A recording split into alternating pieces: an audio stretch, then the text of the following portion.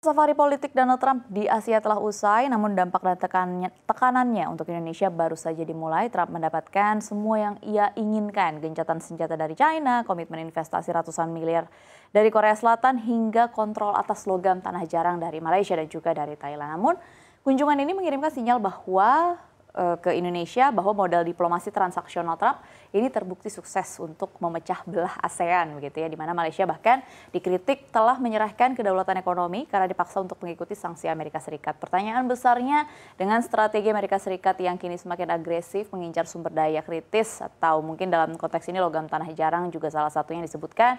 Setelah Malaysia, apakah memang Indonesia juga akan ada potensi untuk menjadi target selanjutnya? Kita akan membahasnya bersama dengan Mbak Sefty Oktarianisa selaku Managing Editor CNBC Indonesia dan Mas Pratama Gwitar selaku Editor CNBC Indonesia. Pertanyaan pertama mungkin untuk Mbak Sefty. Tadi kita sudah mengulas sedikit apa saja sudah dilakukan oleh Trump. Mungkin gambarannya secara overview. Apa sih sebenarnya yang sedang terjadi? Saya sampai bingung gitu loh, mau mulai dari mana gitu. Saking banyaknya kesepakatan, saking banyaknya gimmick, saking banyaknya omongan-omongan yang terjadi begitu secara diplomasi, secara bilateral, secara multilateral. Mungkin boleh overview-nya dari perspektif Mbak Sefty mewakili redaksi CNBC Indonesia seperti apa? Kalau kita di redaksi melihat ini sebagai ajang rayu-merayu, jilat-menjilat Presiden Trump yang dilakukan oleh negara-negara Asia. Jadi di Malaysia dia disambut tari-tarian, orang mengeluh-elukan namanya. Di publik dikatakan oleh Anwar Ibrahim bahwa Trump bisa memenangkan Nobel. Lalu di Jepang itu pula terjadi. Ada juga bola golf yang dikasih ke Trump gitu kan, golf emas. Terus di Korea Selatan juga sama kan ya. Memang ya kalau kita lihat sih ini ajang rayu-merayu ya. Meniru Arab Saudi, meniru Arab sepertinya. Kan Arab juga pernah melakukan hal yang sama. Ketika Trump datang, kalau tidak salah apa Uni Emirat Arab atau Qatar ya, mereka memberikan pesawat ke Trump gitu. Pesawat yang gede, mewah untuk dinikmati Trump. Baru saja, ini masih tahun ini juga. Iya, betul, itu masih tahun ini juga. Jadi memang sih kalau kita lihat sih ini memang ya siapa bisa merayu Trump, dialah pemenangnya. Dan terbukti Malaysia, Korea Selatan dan juga Jepang akhirnya bisa menurunkan tarif karena itu. Oke, nanti saya juga akan tanya juga ya ke Mbak Sefty, apakah memang dari apa yang terjadi di pertemuan atau di kunjungan Donald Trump ke Asia ini bisa dikatakan atau bisa disimpulkan bahwa Trump sudah memenangkan perang tarif dagang. Nanti kita akan ulas lebih lanjut, tapi pertanyaan saya mungkin ke Mas Tama dulu nih sebagai yang ahlinya di komoditas logam tanah jarang kan. Kayaknya kalau kita lihat dari pertemuan-pertemuannya, dari pertemuan bilateral, rata-rata pertemuan bilateral kan yang dilakukan oleh Trump, ini salah satu komoditas yang dalam tanda kutip dimanfaatkan menjadi senjata adalah logam tanah jarang.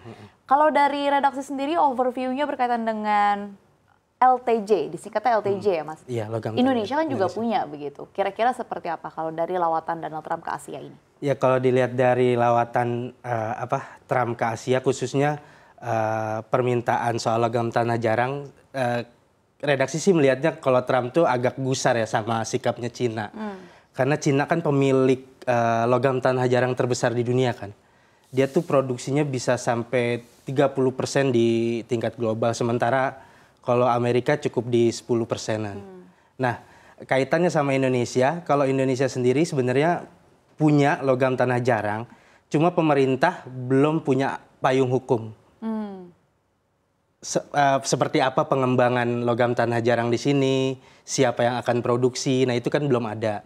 Terkait sama AS juga sebelumnya di negosiasi perdagangan pada bulan-bulan sebelumnya ya sama Indonesia terkait dengan tarif juga sempat disinggung tuh kalau Trump juga meminta logam tanah jarang Indonesia. Betul. Cuma dari pemerintah sendiri sepertinya belum ada pembahasan lanjutan belum sih ada terkait follow up itu. lagi secara teknis seperti apa. Tapi sebenarnya Donald Trump sudah sebenarnya mereka sudah nyolek. Ya, bahkan waktu itu disebut koper yang disebut oleh Donald Trump. Lebih ke logam tanah jarang, mineral strategis. Mineral strategis, oke.